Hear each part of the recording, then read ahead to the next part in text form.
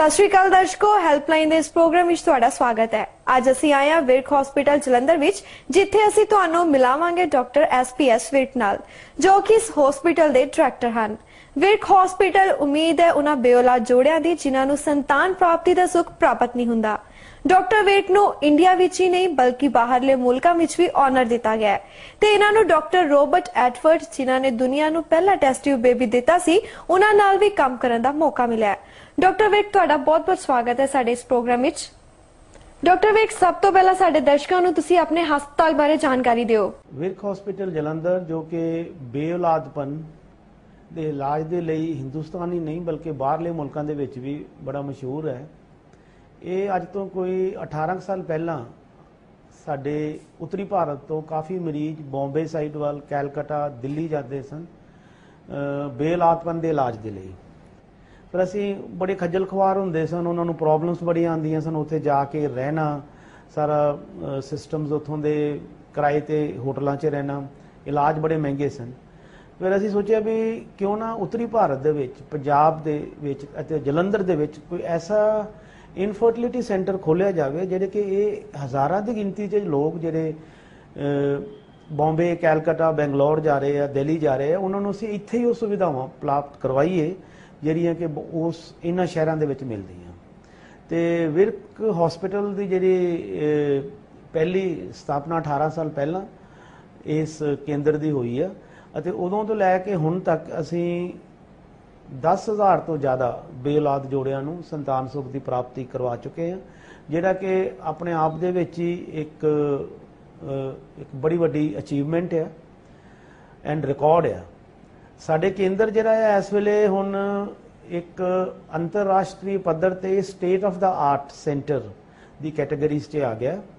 Virk hospital Jalandhar ਨੂੰ ਜੇ grading ਕੀਤੀ ਜਾਵੇ ਤੇ ਜਿਹੜੇ ਵੀ ਸਾਡੇ ਇੱਥੋਂ ਦੀਆਂ ਸੰਸਥਾਵਾਂ ਆ ਜਿਨ੍ਹਾਂ ਨੇ ਕਿ ਹਿੰਦੁਸਤਾਨ ਦੇ 300 ਕੇਂਦਰ IVF ਸੈਂਟਰਸ ਹੈਗੇ ਆ ਜਿੱਥੇ ਬੇਔਲਾਦਪਨ ਦਾ ਇਲਾਜ ਹੁੰਦਾ ਆ, ਤੇ ਅਸੀਂ ਉਹ 300 ਦੇ ਵਿੱਚੋਂ ਪਹਿਲੇ 3 ਤੇ 5 ਦੇ ਵਿੱਚ ਸਾਡੀ ਗ੍ਰੇਡਿੰਗ ਹੁੰਦੀ ਹੈ। ਐਂਡ ਇਹ ਇੱਕਮਾਤਰ ਕੇਂਦਰ ਆ ਪੂਰੇ ਹਿੰਦੁਸਤਾਨ ਦੇ ਵਿੱਚ ਜਿੱਥੇ ਕਿ IVF ਟੈਸਟ ਟਿਊਬ ਬੇਬੀ ਜਿਹੜੀ ਵਿਧੀ ਆ ਉਹਦੇ ਵਾਸਤੇ ਵੇਟਿੰਗ ਲਿਸਟ ਆ ਸਾਡੇ ਕੇਂਦਰ ਦੇ ਵਿੱਚ। ਸਾਡੀ ਜਿਹੜੀ ਟੀਮ ਆ ਇਸ ਵੇਲੇ ਸਾਡੇ IVF ਸਪੈਸ਼ਲਿਸਟ ਨੇ doctor Anupam Chopra, doctor Geeta, doctor Harpreet Aujla, doctor Vibha, ਸਾਡੇ ਐਂਡੋਸਕੋਪਿਕ ਸਰਜਨ ਨੇ ਡਾਕਟਰ ਬਖਸ਼ੀ, ਐਂਡ ਸਾਡੇ ਕੇਂਦਰ ਨੂੰ ਬਾਹਰਲੇ ਕੇਂਦਰਾਂ ਤੋਂ ਵਿੱਚੋਂ ਜਿਹੜੇ ਹਿੰਦੁਸਤਾਨੀ ਨਹੀਂ ਬਲਕਿ ਏਸ਼ੀਆ ਦੇ ਜਿਹੜੇ ਲੀਡਿੰਗ ਐਕਸਪਰਟਸ ਆ ਉਹਨਾਂ ਦੇ ਨਾਲ ਵੀ ਸਾਡਾ ਤਾਲਮੇਲ ਆ ਅਤੇ ਜਦੋਂ ਵੀ ਸਾਨੂੰ ਲੋੜ ਪੈਂਦੀ ਆ ਸਾਡੀ ਕੋਲੈਬੋਰੇਸ਼ਨ ਇਹਨਾਂ ਕੇਂਦਰਾਂ ਦੇ ਨਾਲ ਅਮਰੀਕਾ 'ਚ ਵੀ, ਇਜ਼ਰਾਈਲ 'ਚ ਤੇ ਬੰਬੇ ਦੇ ਜਿਹੜੇ ਟੌਪ ਰੈਂਕਿੰਗ IVF ਸਪੈਸ਼ਲਿਸਟ ਆ ਉਹਨਾਂ ਨਾਲ ਸਾਡਾ ਕੋਲੈਬੋਰੇਸ਼ਨਸ ਹੈਗੀ ਆ। ਜਦੋਂ ਵੀ ਸਾਨੂੰ ਲੋੜ ਪੈਂਦੀ ਆ ਵੇਟਿੰਗ ਲਿਸਟ ਕਰਕੇ ਸਾਨੂੰ ਕੇਸਸ ਦੀ ਇੰਨੀ ਮਾਤਰਾ ਹੁੰਦੀ ਆ ਵੀ ਸਾਨੂੰ ਉਹਨਾਂ ਨੂੰ ਵੀ ਬੁਲਾ ਕੇ ਇੱਥੇ ਉਹ ਸੁਵਿਧਾਵਾਂ ਜਿਹੜੀਆਂ ਕਿ ਅੰਤਰਰਾਸ਼ਟਰੀ ਪੱਧਰ ਦੀਆਂ ਉਹ ਅਸੀਂ ਆਪਣੇ IVF ਸੈਂਟਰ ਦੇ ਰਾਹੀਂ ਇੱਥੋਂ ਦੇ ਮਰੀਜ਼ਾਂ ਨੂੰ ਮੁਹੱਈਆ ਕਰਵਾਈ ਦੀ ਹੈ।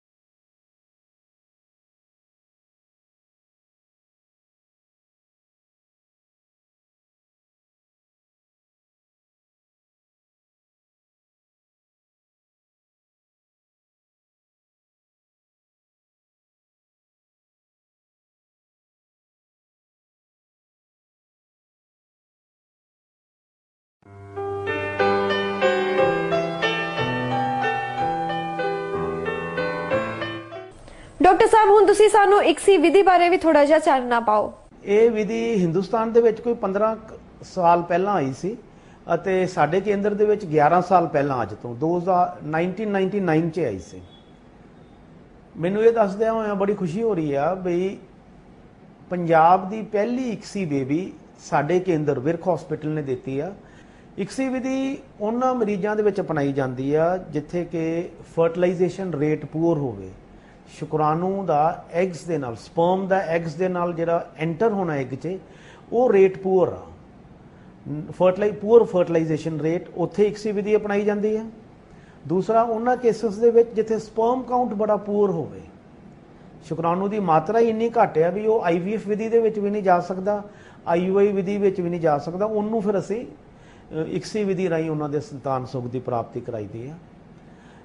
ਇਸ ਇਕਸੀ ਵਿਧੀ ਦਾ ਇਸਤੇਮਾਲ ਇੱਕ ਹੋਰ ਬੜੀ ਵਧੀਆ ਜਗ੍ਹਾ ਤੇ ਵੀ ਹੁੰਦਾ ਆ ਜਿੱਥੇ ਕਿ ਪਹਿਲਾਂ ਮਰੀਜ਼ਾਂ ਨੂੰ ਡੋਨਰ ਸਪਰਮਸ ਤੇ ਜਾਣਾ ਪੈਂਦਾ ਸੀ, ਲੇਕਿਨ ਇਕਸੀ ਵਿਧੀ ਦੇ ਆਉਣ ਦੇ ਨਾਲ ਹੁਣ ਉਹੀ ਮਰੀਜ਼ ਜਿਹੜੇ ਪਹਿਲਾਂ ਡੋਨਰ ਸਪਰਮ ਪ੍ਰੋਗਰਾਮ ਤੇ ਜਾਂਦੇ ਸਨ ਵੀ ਸ਼ੁਕਰਾਣੂ ਬਾਹਰੋਂ ਲੈਣੇ, ਉਹ ਹੁਣ ਆਪਣੇ ਹੀ ਸ਼ੁਕਰਾਣੂਆਂ ਨਾਲ ਉਹਨਾਂ ਨੂੰ ਸੰਤਾਨ ਸੁਖ ਦੀ ਪ੍ਰਾਪਤੀ ਹੋ ਜਾਂਦੀ ਆ। ਉਹ ਮਰੀਜ਼ ਜਿੱਥੇ ਸ਼ੁਕਰਾਣੂ ਦੀ ਮਾਤਰਾ ਨਿਲ ਆ ਉਹਨਾਂ ਦੇ ਸੀਮਨ ਦੇ ਵਿੱਚ, ਲੇਕਿਨ ਜਦੋਂ ਅਸੀਂ ਉਹਨਾਂ ਦੇ ਟੈਸਟਿਸ ਦੇ ਵਿੱਚ ਅੰਡਕੋਸ਼ 'ਚ ਅਸੀਂ ਨੀਡਲ ਪਾ ਕੇ ਦੇਖੀਏ ਤੇ ਸਾਨੂੰ ਉੱਥੇ ਸ਼ੁਕਰਾਣੂ ਮਿਲ ਜਾਂਦੇ ਆ। ਇਹਨੂੰ ਫਿਰ ਅਸੀਂ ਟੀਜ਼ਾ ਕਹੀਦਾ ਆ, ਟੈਸਟੀਕੂਲਰ ਸਪਰਮ ਐਸਪੀਰੇਸ਼ਨ। 3 ਵਿਧੀਆਂ ਆ ਜਿਹਦੇ ਰਾਹੀਂ ਅਸੀਂ ਟੈਸਟਿਸ ਚੋਂ ਸਪਰਮਸ ਕੱਢ ਸਕਦੇ ਆ, ਟੀਜ਼ਾ, ਮੀਜ਼ਾ ਐਂਡ ਪੀਜ਼ਾ। ਇਹ ਤਿੰਨੋਂ ਵਿਧੀਆਂ ਰਾਹੀਂ ਅਸੀਂ ਟੈਸਟਿਸ ਚੋਂ ਸਪਰਮਸ ਕੱਢ ਕੇ ਨੀਡਲ ਰਾਹੀਂ ਅਸੀਂ ਉਹਨੂੰ ਇਕਸੀ ਵਿਧੀ ਰਾਹੀਂ ਉਸ ਪੇਸ਼ੈਂਟ ਦੇ ਵਾਈਫ ਦੇ ਅੰਡਿਆਂ ਦੇ ਨਾਲ ਫਰਟੀਲਾਈਜ਼ ਕਰਕੇ ਸੰਤਾਨ ਸੁਖ ਦੀ ਪ੍ਰਾਪਤੀ ਕਰਵਾਈ ਦੀ। ਇਕਸੀ ਵਿਧੀ ਦੇ ਵਿੱਚ ਵੀ ਅਸੀਂ ਉਸ ਨਾਲ ਹੀ, ਜਿਸ ਨਾਲ IVF ਆ ਉਸ ਨਾਲ ਹੀ ਇਹਦੇ ਵਿੱਚ ਅਸੀਂ ਉਸ ਲੇਡੀ ਦੇ ਅੰਡੇ ਬਣਾਈਦੇ, ਅੰਡੇ ਬਣਾ ਕੇ ਉਹਨਾਂ ਨੂੰ ਇੱਕ ਇੱਕ ਕਰਕੇ ਅੰਡਿਆਂ ਨੂੰ ਸਾਡੇ IVF ਥੀਏਟਰ 'ਚ ਕੱਢਿਆ ਜਾਂਦਾ ਹੈ ਐਂਡ ਹਸਬੈਂਡ ਦੇ ਸਪਰਮਸ ਜੇ ਮਿਲ ਜਾਣ ਉਹਦੇ ਸੀਮਨ ਦੇ ਵਿੱਚ ਤੇ ਉਹਦੇ ਰਾਹੀਂ ਇਕਸੀ ਕਰੀਦੀ ਆ। ਐਂਡ ਇਹਦੇ ਵਿੱਚ ਇੱਕ ਅੰਡਾ ਲੈ ਕੇ ਉਹਦੇ ਵਿੱਚ ਤੁਸੀਂ ਦੇਖੋਗੇ ਇਸ ਵੀਡੀਓ ਦੇ ਵਿੱਚ ਕਿ ਇੱਕ ਅੰਡੇ ਦੇ ਵਿੱਚ ਅਸੀਂ ਇੱਕ ਸਪਰਮ ਇੰਜੈਕਸ਼ਨ ਪਿਪਟ ਦੇ ਵਿੱਚ ਪਾ ਕੇ ਉਹਨੂੰ ਅਸੀਂ ਇੰਜੈਕਟ ਕਰੀਦਾ ਆ ਐਗ ਦੇ ਵਿੱਚ। ਜਿੱਥੇ ਸਪਰਮ ਸੀਮਨ ਦੇ ਵਿੱਚ ਮਿਲ ਜਾਣ ਅਸੀਂ ਉੱਥੋਂ ਸੀਮਨ ਚੋਂ ਸਪਰਮਸ ਕੱਢ ਲਈਦੇ ਆ, ਤੇ ਜਿੱਥੇ ਸੀਮਨ 'ਚ ਨਿਲ ਆ ਤੇ ਟੈਸਟਿਸ 'ਚ ਨੀਡਲ ਪਾ ਕੇ ਕੱਢ ਕੇ ਅਸੀਂ ਉਹਨੂੰ ਇਕਸੀ ਵਿਧੀ ਰਾਹੀਂ ਉਸ ਮਰੀਜ਼ ਨੂੰ ਸੰਤਾਨ ਸੁਖ ਦੀ ਪ੍ਰਾਪਤੀ ਕਰਵਾਈ ਦੀ ਆ। ਬਹੁਤ ਹੀ ਅੰਤਰਰਾਸ਼ਟਰੀ ਅਤੇ ਕ੍ਰਾਂਤੀਕਾਰੀ ਵਿਧੀ ਆ।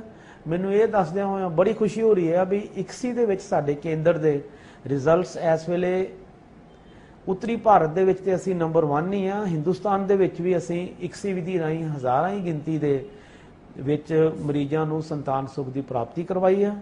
ਸਾਡਾ ਜਿਹੜਾ ਇਕਸੀ ਲੈਬ ਆ ਇਹ ਫਰਨਿਸ਼ਡ ਆ ਬਾਈ 7 CO2 ਇਨਕਿਊਬੇਟਰਸ। ਜਿਹੜੇ ਬੈਸਟ CO2 ਇਨਕਿਊਬੇਟਰਸ ਆ ਮਿੰਕ ਦੇ, ਉਹ ਸਾਡੇ ਕੇਂਦਰ ਦੇ ਵਿੱਚ ਸਾਡੇ ਕੋਲ 2 ਨੇ। 4 ਸਾਡੇ ਕੋਲ ਹੈਰਸਲ ਦੇ ਇਨਕਿਊਬੇਟਰਸ ਆ, ਗਲੈਕਸੀ ਦੇ ਇਨਕਿਊਬੇਟਰਸ ਆ। ਜਿੰਨੇ ਤੁਸੀਂ ਜ਼ਿਆਦਾ ਇੱਕਮਾਤਰ ਕੇਂਦਰ ਆ ਜਿੱਥੇ ਹਿੰਦੁਸਤਾਨ 'ਚ ਜਿੱਥੇ 7 CO2 ਇਨਕਿਊਬੇਟਰ ਨਾਲ ਅਸੀਂ ਬੇਔਲਾਦ ਜੋੜਿਆਂ ਦਾ ਇਲਾਜ ਆਪਣੇ IVF ਤੇ ਇਕਸੀ ਲੈਬ ਦੇ ਵਿੱਚ ਕਰ ਰਹੇ। ਡਾਕਟਰ ਸਾਹਿਬ ਤੁਸੀਂ ਬੜੇ ਹੀ ਵਧੀਆ ਢੰਗ ਨਾਲ ਸਾਡੇ ਦਰਸ਼ਕਾਂ ਨੂੰ ਜਾਣਕਾਰੀ ਦਿੱਤੀ ਤੇ ਹੁਣ ਮੈਂ ਚਾਹਾਂਗੀ ਕਿ ਤੁਸੀਂ ਬੇਔਲਾਦ ਜੋੜਿਆਂ ਨੂੰ ਕੋਈ ਮੈਸੇਜ ਦਿਓ। ਮੇਰੀ ਇਹ ਵੀ ਹਦਾਇਤ ਆ ਵੀ ਜਦੋਂ ਵੀ ਪੇਸ਼ੈਂਟ ਨੇ ਕਿਸੇ ਕੇਂਦਰ ਦੀ ਜੇ ਚੋਣ ਕਰ ਲਈ ਹੈ ਤਾਂ ਸਭ ਤੋਂ ਪਹਿਲਾਂ ਉੱਥੋਂ ਦੇ ਜਿਹੜੇ ਐਕਸਪਰਟਸ ਨੇ ਉਹਨਾਂ ਦੇ ਨਾਲ ਜੇ ਉਹਨਾਂ ਨੂੰ ਟੈਲੀਫੋਨ ਨੰਬਰ ਮਿਲਦਾ ਆ ਤਾਂ ਉਹਨਾਂ ਨਾਲ ਕੰਟੈਕਟ ਕਰਨ। ਬਾਹਰਲੇ ਮੁਲਕਾਂ ਦੇ ਜਿਹੜੇ ਪੇਸ਼ੈਂਟਸ ਆ ਉਹਨਾਂ ਨੂੰ ਇਹ ਹਦਾਇਤ ਆ ਵੀ ਉਹ ਈਮੇਲ ਰਾਹੀਂ, ਟੈਲੀਫੋਨ ਰਾਹੀਂ, ਮੋਬਾਈਲ ਰਾਹੀਂ ਆਪਣੀਆਂ ਸਾਰੀਆਂ ਰਿਪੋਰਟਸ ਵੀ ਸਾਡੇ ਕੋਲੋਂ ਭੇਜ ਸਕਦੇ ਨੇ, ਫੈਕਸ ਰਾਹੀਂ ਤੇ ਈਮੇਲ ਰਾਹੀਂ। ਐਂਡ ਸਾਡੇ ਕੋਲ ਅਪਾਇੰਟਮੈਂਟ ਲੈ ਕੇ ਤੇ ਆਉਣ ਤਾਂ ਕਿ ਉਹਨਾਂ ਨੂੰ ਕੋਈ ਵੇਟਿੰਗ ਦੇ ਵਿੱਚ ਨਾ ਜਾਣਾ ਪਵੇ। ਇਹ ਪੇਸ਼ੈਂਟਸ ਆਪਣੇ ਸੈਂਟਰ ਦੇ ਵਿੱਚ ਆ ਕੇ ਕਾਉਂਸਲਿੰਗ ਕਰਾ ਕੇ ਤੇ ਬੈਸਟ ਟੈਕਨੀਕ ਦੀ ਚੋਣ ਕਰਕੇ ਸੰਤਾਨ ਸੁਖ ਦੀ ਪ੍ਰਾਪਤੀ ਕਰਨ। ਕਿਸੇ ਹਕੀਮ ਜਾਂ ਬਾਬਿਆਂ ਕੋ ਜਾਂ ਡੇਰਿਆਂ ਤੇ ਜਾ ਕੇ ਤੇ ਗਲਤ ਤਰੀਕਿਆਂ ਦੇ ਨਾਲ ਬੇਔਲਾਦਪਨ ਦਾ ਇਲਾਜ ਕਰਾਉਣਾ ਠੀਕ ਨਹੀਂ ਹੈਗਾ। ਜੇ ਜਾਣਾ ਹੈ ਤੇ ਕਿਸੇ ਟੌਪ ਰੈਂਕਿੰਗ ਇਨਫਰਟੀਲਿਟੀ ਸੈਂਟਰ ਜਾਓ। ਹਰ ਕੇਂਦਰ ਦੇ ਵਿੱਚ ਹਰ ਵਰਗ ਦੇ ਲੋਕਾਂ ਵਾਸਤੇ ਇਲਾਜ ਦੀ ਪ੍ਰਣਾਲੀ ਆ। ਸਾਡਾ ਜਿਹੜਾ ਕੇਂਦਰ ਆ ਇੱਥੇ ਮੈਂ ਇਹ ਦੱਸਦਿਆਂ ਹੋਇਆਂ ਮਰੀਜ਼ ਆਪਣੇ ਦੇਖਣ ਵਾਲਿਆਂ ਨੂੰ ਕਲੀਅਰ ਕਰ ਦਵਾਂ ਕਿ ਇੱਥੇ ਇਹ ਇੰਪ੍ਰੈਸ਼ਨ ਨਾ ਲੈਣ ਕਿ ਸਾਡੇ ਇਲਾਜ ਬੜੇ ਮਹਿੰਗੇ ਆ। 60% ਮਰੀਜ਼ ਇਦਾਂ ਦੇ ਆ ਜਿਨ੍ਹਾਂ ਨੂੰ ਅਸੀਂ ਇੱਕ ਸਧਾਰਨ ਵਿਧੀ IUI ਨਾਲ 10 ਤੋਂ 15 ਹਜ਼ਾਰ ਦੇ ਵਿੱਚ ਹੀ ਉਹਨਾਂ ਨੂੰ ਸੰਤਾਨ ਸੁਖ ਦੀ ਪ੍ਰਾਪਤੀ ਕਰਵਾਈ ਦੀ। 30 to 40% ਪੇਸ਼ੈਂਟਸ ਆ ਜਿਨ੍ਹਾਂ ਨੂੰ ਮਹਿੰਗੀਆਂ ਟੈਕਨੀਕਸ ਜਿਸ ਨਾਲ IVF ਜਾਂ ਇਕਸੀ ਆ ਉਹਦੇ ਉੱਤੇ ਜਾਣਾ ਚਾਹੀਦਾ ਆ। ਕਾਫੀ ਮਰੀਜ਼ ਡਰਦੇ ਮਾਰੇ ਕਿ ਇਲਾਜ ਬੜੇ ਮਹਿੰਗੇ ਆ, ਆਉਂਦੇ ਨਹੀਂ ਆ। ਮੇਰੀ ਉਹਨਾਂ ਨੂੰ ਇਹੀ ਮਸ਼ਵਰਾ ਆ ਮੇਰਾ ਕਿ ਉਹ ਜ਼ਰੂਰ ਇੱਕ ਵਾਰੀ ਕਿਸੇ ਚੰਗੇ ਕੇਂਦਰ ਦੇ ਵਿੱਚ ਜਾਂ ਸਾਡੇ ਕੇਂਦਰ ਦੇ ਵਿੱਚ ਆ ਕੇ ਪੂਰੀ ਇਨਫੋਰਮੇਸ਼ਨ ਲੈਣ ਐਂਡ ਇਲਾਜ ਕਰਾਉਣ ਤੇ ਸੰਤਾਨ ਸੁਖ ਦੀ ਪ੍ਰਾਪਤੀ ਕਰਨ। ਦਰਸ਼ਕੋ, ਹੁਣ ਮੈਨੂੰ ਦਿਓ ਇਜਾਜ਼ਤ। ਧੰਨਵਾਦ।